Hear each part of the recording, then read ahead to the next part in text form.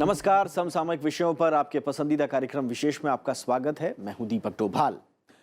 Chicago में आज से 125 साल पहले भारत के एक संत ने 7 समंदर पार जाकर विश्व प्रेम और भाईचारे का ऐसा संदेश दिया कि दुनिया आज भी उन विचारों को, उस संदेश को अपना आदर्श मानती है।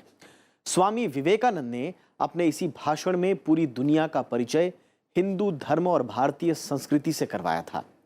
आज 125 साल बाद दुनिया एक बार फिर उन्हीं विचारों को याद कर रही है और ये मान रही है कि विवेकानंद के विचार आज भी उतने ही प्रासंगिक हैं जितने तब थे। विवेकानंद की उसी ऐतिहासिक भाषण के 125 साल पूरे होने पर शिकागो में 7 से 9 सितंबर तक दूसरी विश्व हिंदू कांग्रेस का आयोजन हुआ। 3 दिन तक चले इस सम्मेलन में शामिल होते हुए उपराष्ट्रपति एम वेंकैया नायडू ने स्वामी विवेकानंद के संदेशों और विचारों को दुनिया में शांति और खुशहाली के लिए बेहद महत्वपूर्ण बताया। सम्मेलन में प्रधानमंत्री नरेंद्र मोदी का लिखित संदेश भी पढ़ा गया। आज के विशेष में बात करेंगे स्वामी विवेकानंद के उस ऐतिहासिक भाषण की, उनके सामाजिक सुधार के प्रति नजरिए की भी बात होगी और इसके अलावा दूसरी विश्व हिंदू कांग्रेस के बारे में भी थोड़ा जानने की कोशिश करेंगे। तो शुरू करते हैं आज का विशेष।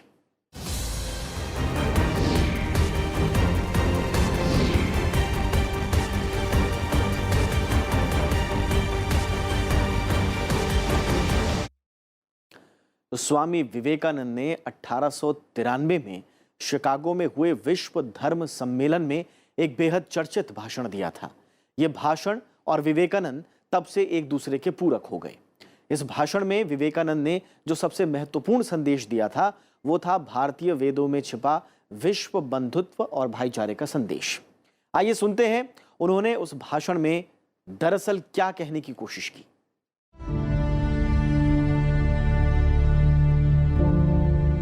स्वामी विवेकानंद ने जब 11 सितंबर 1893 को शिकागो के धर्म संसद में अपना भाषण शुरू किया तो पूरा हॉल तालियों की गड़गड़ाहट से गूंज उठा। अपने भाषण में उन्होंने न केवल हिंदुत्व और हिंदू धर्म की कल्याणकारी बातों को सबके सामने रखा, बल्कि उन्होंने मानव धर्म और मानव कल्याण का संदेश भी दिया। विवेकानंद ने जैसे ही अपना उद्बोधन शुरू किया तो सबसे पहला प्रभाव तो उनके पहले वाक्य से ही पड़ गया। उन्होंने कहा, अमेरिकन भाइयों और बहनों, ब्रदर्स एंड सिस्टर्स, दुनिया में ये संकल्पना ही नहीं थी कि हम अपने सगे भाई बहनों के अलावा भी किसी को भाई बहन कह सकते हैं। लेकिन जो भारतीय संस्कृति का एक विश्व को कुटुंब मानने का भाव है वो विवेकानंद के इस पहले ही उद्बोधन में और उस सिस्टर्स एंड ब्रदर्स कहते ही जितनी देर तक तालियां बजीं वो अपने आप में एक इतिहास है। विवेकानंद जी तो पहले कभी ऐसे कोई पब्लिक भाषण नहीं दिए थे, बोलने भी नाराज थे, बोलने बाद में बोलूँगा, बाद में बोलूँगा, तो नहीं, इसके बाद पोस्टपोन नहीं हो सकता, आपका बोलना ही है। दिन खड़ा होकर उन्होंने जो बोला वो तो अभी विश्वविख्यात है, क्योंकि उन्होंने पहले जो शब्द व्यवहार किया, मेरा sisters and brothers of America, मेरा बहन और भाई, उन्होंने खुद का जो आध्यात्मिक अनुभूति जो मैं सब सारा ये जब जो भी अनुभव हो रहा है सब आत्मा की अनुभूति है, इसमें कोई दूसरा कोई नहीं है, एक चैतन्य है, सर्वत्र विराजमान है। वही अंदर की जो अनुभूति से उन्होंने कहा, सबको तुरंत एक हृदय में क्या उसका स्पंदन सब अनुभव किए। आइए सुनते हैं स्वामी विवेकानंद ने भाषण में क्या कहा था। अमेरिका के बहनों और भाइयों, आपके इस स्नेहपूर्ण और जोरदार स्वागत से मेरा दिल अपार हर्ष से भर गया है। मैं आपको दुनिया की सबसे प्राचीन संत परंपरा की तरफ से धन्यवाद देता हूं। मैं आपको सभी धर्मों की जननी की तरफ से धन्यवाद देता हूं और सभी जाति संप्रदाय के लाखों करोड़ों हिंदुओं की तरफ से आपका आभार व्यक्त करता हूं। मेरा धन्यवाद कुछ उन वक्ताओं को भी है जिन्होंने इस मंच से ये कहा कि दुनिया में सहनशीलता का विचार सुदूर पूर्व के देशों से फैला है। मुझे गर्व है कि मैं ऐसे धर्म से आता हूं जिसने दुनिया को सहनशीलता और सार्वभौमिक स्वीकृति का पाठ पढ़ाया है। हम सिर्फ सार्वभौमिक सहनशीलता में ही विश्वास नहीं रखते, बल्कि हम विश्व के सभी धर्मों को सत्य के रूप में स्वीकार करते हैं। मुझे गर्व है कि मैं एक ऐसे देश से हूं जिसने इस धरती के सभी देशों और धर्मों के परेशान और सताए गए लोगों को शरण दी है।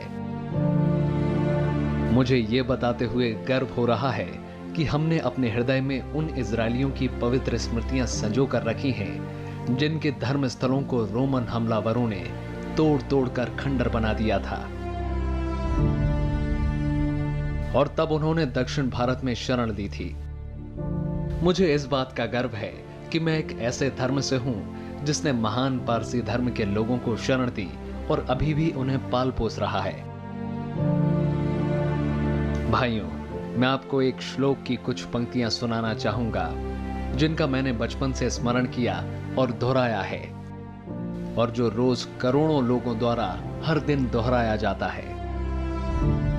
जिस तरह अलग अलग स्रोतों से निकली विभिन्न नदियां अंत में समुद्र में जाकर मिलती हैं, उसी तरह मनुष्य अपनी इच्छा के अनुरूप अलग अलग मार्ग चुनता है। वे देखने में भले ही सीधे या टेढ़े मेढ़े लगें, पर सभी भगवान तक ही जाते हैं। वर्तमान सम्मेलन, जो कि आज तक की सबसे पवित्र सभाओं में से एक है, गीता में बताए गए इस सिद्धांत का प्रमाण है। जो भी मुझ तक आया है, चाहे वह कैसा भी हो, मैं उस तक पहुंचता हूं। लोग चाहे कोई भी रास्ता चुने, आखिर में मुझ तक ही पहुंचते हैं। सांप्रदायिकताएं, कट्टरताएं और इसके भयानक वंशजों की हठ धर्मता ने लंबे समय से पृथ्वी को अपने शिकंजों में जकड़ा हुआ है। इन्होंने पृथ्वी को हिंसा से भर दिया है। कितनी बार ही ये धरती खून से लाल हुई है। न जाने कितनी सभ्यताएं तबाह हुई हैं और कितने देश मिटा दिए गए हैं। अगर ये भयानक राक्षस नहीं होते तो आज मानव समाज कहीं ज्यादा उन्नत होता, लेकिन अब उनका समय पूरा हो चुका है। मुझे पूरी उम्मीद है कि आज इस सम्मेलन का शंखनाद सभी हठ धर्मिताओं, हर तरह के क्लेश और सभी मनुष्यों के बीच की दुर्भावनाओं का विनाश करेगा, चाहे वो तलवार से हो या फिर कलम से। और ये साल था 1893। विश्व धर्म संसद में स्वामी विवेकानंद ने अपने भाषण के जरिए दुनिया को जो संदेश दिया था, वो आज भी उतना ही प्रासंगिक माना जा रहा है। अमेरिका के शिकागो में आयोजित दूसरी विश्व हिंदू कांग्रेस में उपराष्ट्रपति एम वेंकैया नायडू ने स्वामी विवेकानंद के विचारों और संदेशों की प्रासंगिकता पर ही प्रकाश डाला। इस दौरान उपराष्ट्रपति ने हिंदू धर्म के महत्वपूर्ण पहलुओं को रेखांकित करते हुए कहा कि हिंदू दर्शन के मूल में है साझा करना और देखभाल करना। उन्होंने कहा कि भारत वैश्विक सहिष्णुता में विश्वास रखता है और सभी धर्मों को स्वीकार करता है।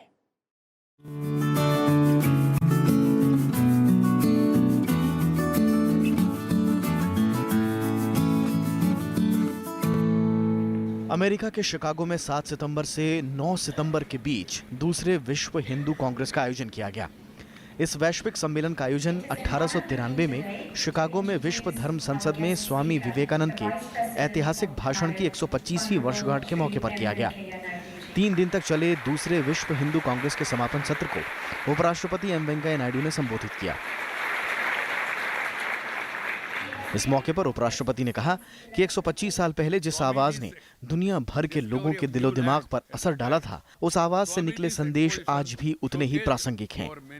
We in India feel proud that such a voice that stirred the hearts of minds of delegates in the conference 125 years ago still reverberates and strikes a deep resonance in many people across the globe.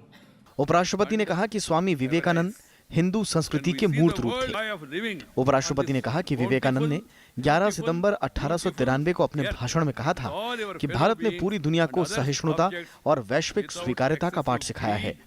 उपराष्ट्रपति ने कहा कि जब भी दुनिया को विखंडन, संघर्ष और घृणा का सामना करना पड़ा है, भारतीय आवाज ने दुनिया को सुखदायक और समावेशी दृष्टिकोण का रास्ता दिखाया है। Whenever the world is faced with threats of fragmentation, conflict, hatred, and irrational prejudices, the Indian voice brings to the world the smoothing, inclusive perspective that have pervaded its cultural world for more than 2 millennia.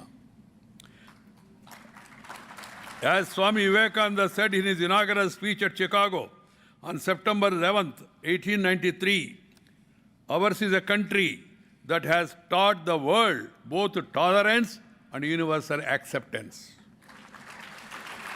India believes not only in universal tolerance, but we accept all religions as true.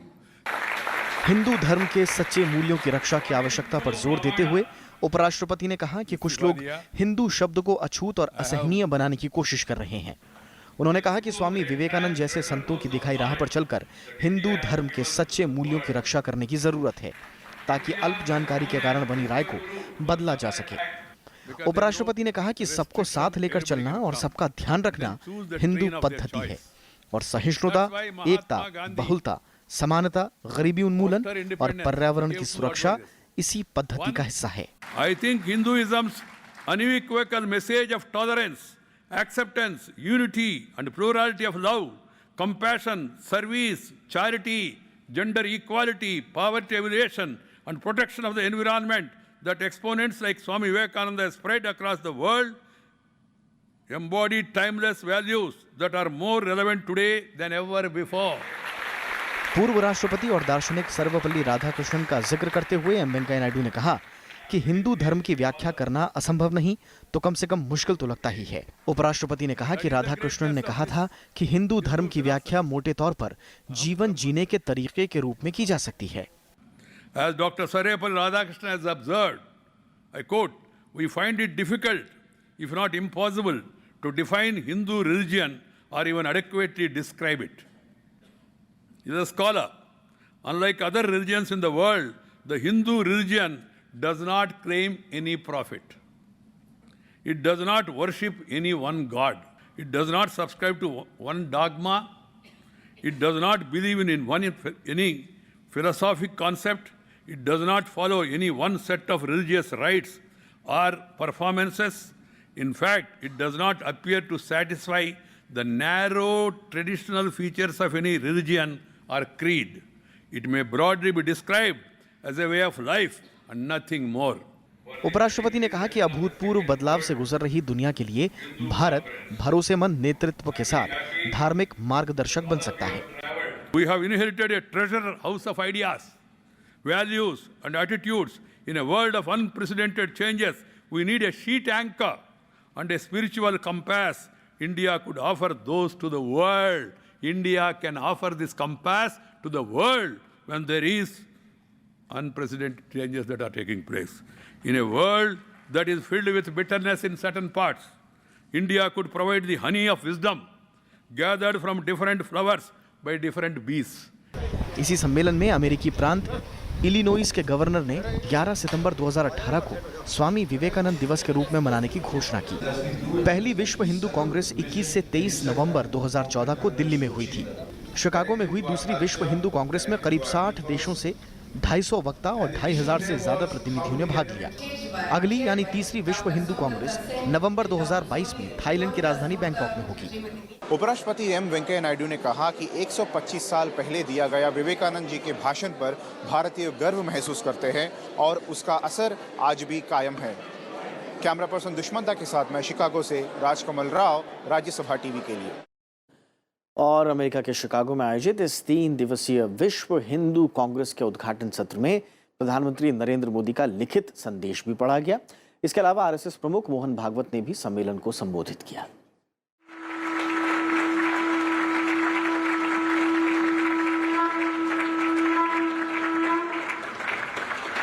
Chicago में आयोजित विश्व हिंदू कांग्रेस में अपने लिखित संदेश में प्रधानमंत्री नरेंद्र मोदी ने हिंदू दर्शन की तारीफ करते हुए कहा कि यह दुनिया की कई समस्याओं के हल का माध्यम बन सकता है।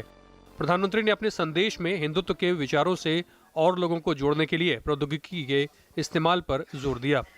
उन्होंने कहा कि प्रौद्योगिकी के युग में मैं विशेष रूप से इस सम्मेलन के सम्मानित प्रतिनिधियों का आह्वान करता हूं कि वे उन तरीकों पर विचार करें जिनके इस्तेमाल से हिंदुत्व के विचार से अधिक लोगों को जोड़ा जा सकता है। अपने संदेश में प्रधानमंत्री ने 1893 में शिकागो में आयोजित धर्म संसद में स्वामी विवेकानंद के भाषण को याद करते हुए कहा कि उनका भाषण सभी भारतीयों का प्रतिनिधित्व करता है। उन्होंने कहा कि स्वामी विवेकानंद ने पूरी दुनिया को सहनशीलता और वैश्विक स्वीकार्यता का संदेश दिया, जो आज भी प्रासंगिक है। दूसरे विश्व हिंदू सम्मेलन को आरएसएस प्रमुख मोहन भागवत ने भी संबोधित किया। स्वामी विवेकानंद को याद करते हुए उन्होंने कहा कि प्रत्येक राष्ट्र का यह कर्तव्य है कि वह मानव के कल्याण के लिए काम करे। उन्होंने कहा कि हिंदू समाज स्वामी जी की बातों पर अमल करते हुए आगे बढ़ रहा है। Swami ji said that every nation has a duty to fulfill.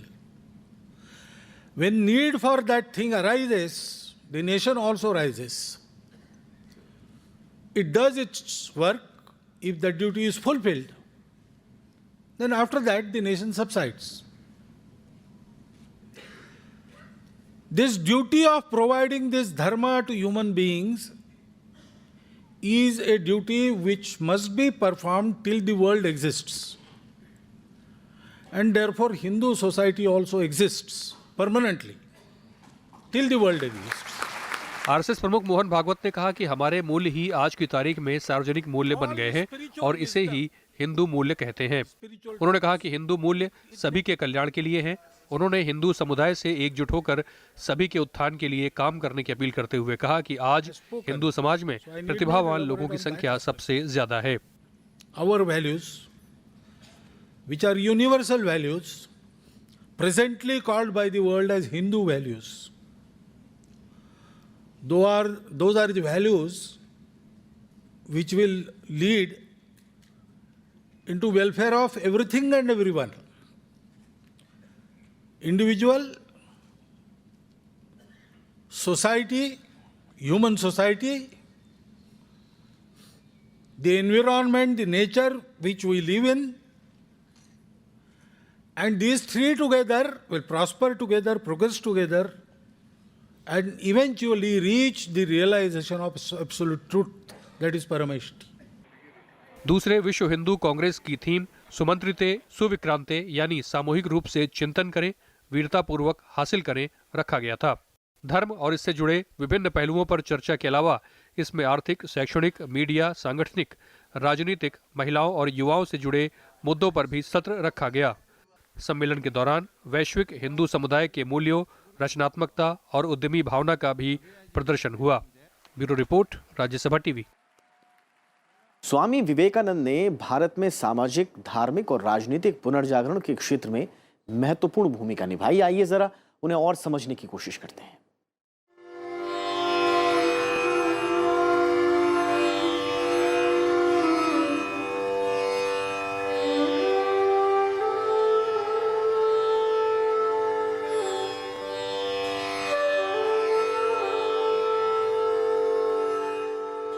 उठो, जागो और तब तक रुको नहीं जब तक मंजिल प्राप्त ना हो जाए। भारतीय पुनर्जागरण की मजबूत परंपरा के वाहक स्वामी विवेकानंद की ये पंक्तियां उनके सामाजिक चिंतन और विचार को बयां करती हैं। विवेकानंद ने सामाजिक परिवर्तन को महज सतही तौर पर नहीं लिया, बल्कि अपने तरीके से सामाजिक पुनर्रचना की अपील की और उसे साकार करने के लिए जीवन भर लगे रहे। सामाजिक सुधार की प्रक्रिया में विवेकानंद ने कहा, मैं मनुष्य जाति से ये मान लेने का अनुरोध करता हूं कि कुछ नष्ट ना करो। विनाशक सुधारक लोग संसार का कुछ भी उपकार नहीं कर सकते। किसी वस्तु को भी तोड़कर धूल में मत मिलाओ, बल्कि उसका गठन करो। यदि हो सके तो सहायता करो, नहीं तो चुपचाप हाथ उठाकर खड़े हो जाओ और देखो मामला कहां तक जाता है। उनके इन विचारों से जाहिर होता है कि स्वामी विवेकानंद विनाशक नहीं, रचनात्मक समाज सुधारक के पक्षधर थे और यही बात उन्हें अपने दौर के समाज सुधारकों से महान बनाती है। चुन चुन कर, चाहे जातिवाद हो, चाहे महिलाओं के प्रति देखने का नज़रिया हो, चाहे शिक्षा हो, इन सब विषयों को उन्होंने बहुत आधुनिक और वैज्ञानिक तरीके से रखा। और सबसे बड़ी चीज़, उन्होंने पूजा और धर्म की जो व्याख्या की कि धर्म पूजा पाठ नहीं है, धर्म मनुष्य की सेवा करना है। और उन्होंने दरिद्र नारायण की सेवा का मंत्र दिया कि जो दीन दुखी हैं, गरीब हैं, भूखे हैं, नंगे हैं, उनकी सेवा करो, उनकी सेवा करने से ही तुमको नारायण मिलेगा। एक पूरा सेवा का कंसेप्ट बदल दिया विवेकानंद। स्वामी विवेकानंद को भारत की मूल शक्ति आध्यात्मिकता पर गहरा विश्वास था। उनकी आध्यात्मिकता संपूर्ण और सर्वव्यापी आत्मा का बोध है। इसीलिए उनका समाज सुधार ऊपरी नहीं है, बल्कि वो आध्यात्म की मजबूत भूमि पर टिका है। उनका मानना था कि सबसे पहले आध्यात्मिक सुधार करना जरूरी है। इसके बिना कोई भी दूसरा सुधार नहीं हो सकता। इसी को वे आमूल सुधार मानते थे। सामाजिक सुधार को वे बेहद महत्वपूर्ण मानते थे, लेकिन उनका मानना था कि समाज सुधार महज दिखावा ना हो और अधूरा भी ना हो। जब पूरी तरह से सुधार होगा तभी वह सार्थक होगा और लंबे वक्त तक उसका असर रहेगा। भारतीय समाज की दुर्दशा और स्थिति के लिए वो लोगों की इच्छा शक्ति की कमी को जिम्मेदार मानते थे। उनका कहना था कि जब तक लोग खुद ही अपनी समस्या को हल करने के लिए आगे नहीं आएंगे, तब तक सुधार नहीं होगा। केवल चिल्लाने से कुछ नहीं होगा। विवेकानंद इस बात पर खास जोर देते थे कि समाज सुधारक को समाज के प्रति गहरी सहानुभूति होनी चाहिए, तभी वो गरीबी और अज्ञान में डूबे करोड़ों लोगों की वेदना का अनुभव कर सकेगा। साथ ही वे कहते थे कि जब इस देश के युवा अपने गरीब और दरिद्र देशवासियों के लिए अपने सुख और सुविधाओं का त्याग करेगा, तभी भारत दोबारा उठ सकेगा।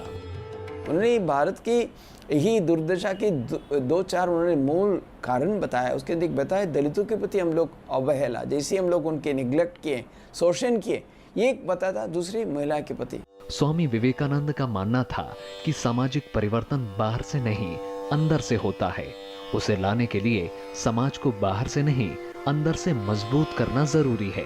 भारतीय समाज में मौजूद विषमताओं का कारण वे वर्ग विभाजन को मानते थे।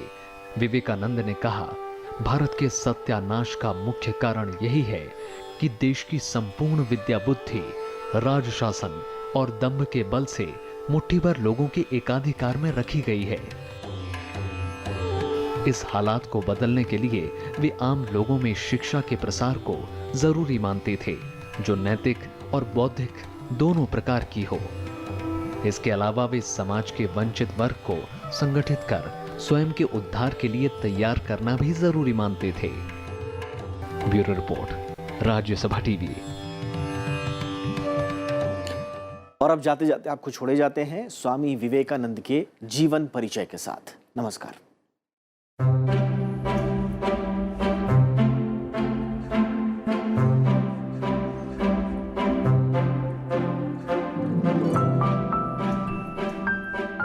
भारतीय पुनर्जागरण के पुरोधा स्वामी विवेकानंद का जन्म 12 जनवरी 1863 को कलकत्ता के एक मशहूर वकील विश्वनाथ दत्त के घर हुआ। माता भुवनेश्वरी देवी प्रेम से उन्हें वीरेश्वर पुकारती थी, लेकिन नामकरण संस्कार के समय उनका नाम नरेंद्र नाथ दत्त रखा गया। बंगाली परिवार में जन्मे नरेंद्र में बचपन से ही आध्यात्मिक पिपासा थी।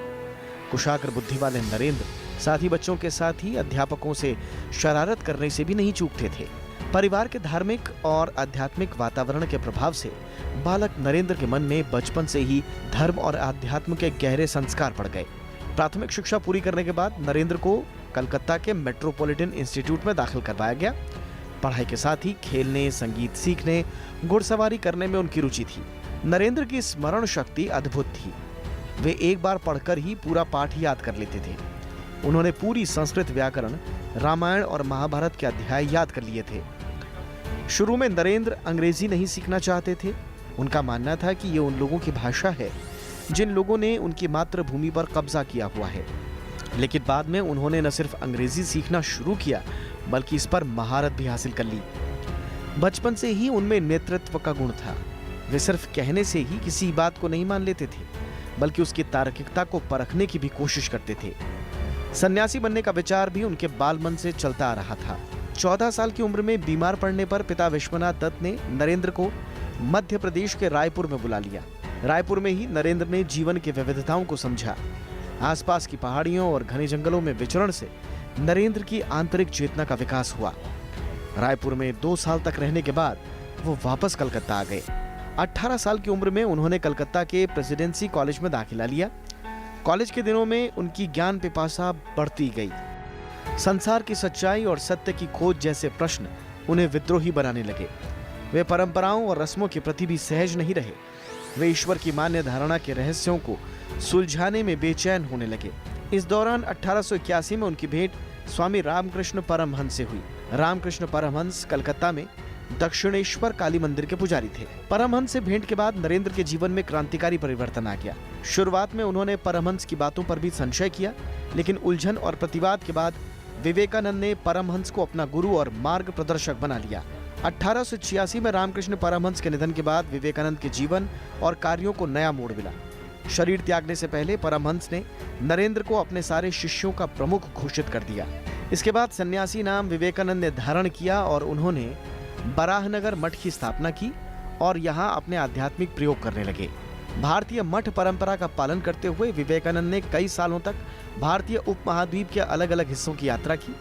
सन्यासी के रूप में भगवा वस्त्र धारण कर दंड और कमंडल लेकर देश भर की पैदल यात्रा की।